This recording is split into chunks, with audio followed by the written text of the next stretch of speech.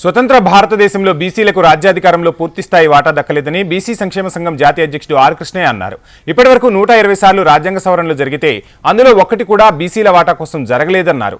దేశ జనగణనలో కులగణన చేపట్టాలని డిమాండ్ చేస్తూ బీసీ సంక్షేమ సంఘం ఆధ్వర్యంలో ఈ నెల 25న రవీంద్ర భారతిలో బీసీల సమరబేరి నిర్వహించబోతున్నట్లు కృష్ణయ్య తెలిపారు. హైదరాబాద్ కాచిగూడలో బీసీ సంక్షేమ సంఘం జాతీయ కన్వీనర్ కృష్ణ అధ్యక్షతన ఏర్పాటు చేసిన సమావేశంలో బీసీల సమరబేరి పోస్టర్ను ఆవిష్కరించారు. బీసీలు కనిపించని దోపిడీ వివక్ష అణచివేతకు గురవుతున్నారని కృష్ణయ్య అన్నారు.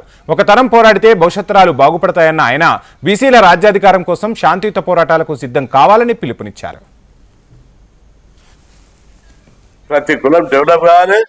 అందుకే ఈ విషయం లోపల ఎక్కడ కూడా రాజీ పడేది లేదు. ఎవరినో నొక్కుతాము గొంతు నొక్కుతాము అని చెప్పి కేంద్ర ప్రభుత్వం అనుకుంటే భ్రమాది. పేదవాని గొంతు నొక్కడం. ఎందుకంటే ప్రధానమంత్రిని ఎగ్జాంపుల్ గా తీసుకోండి.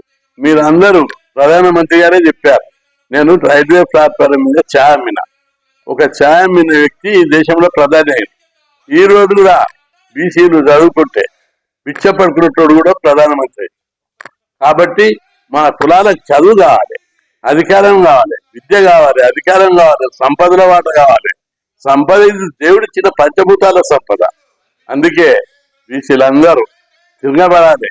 తిరగబడే తత్వం, ప్రశ్నించే తత్వం నేర్చుకోవాలని ప్రైవేట్ రంగంలో కూడా ఎస్సీ ఎస్టీ బీసీలకు రిజర్వేషన్లు కావాలి. రవీంద్ర భారత్ లోపల బీసీ రాష్ట్ర స్థాయి పెద్ద మహాసభ జరుపుతున్నాం. ఈ సభకు పార్టీలకు అతీతంగా కులాలకు అతీతంగా బీసీలు అందరూ రావాలి.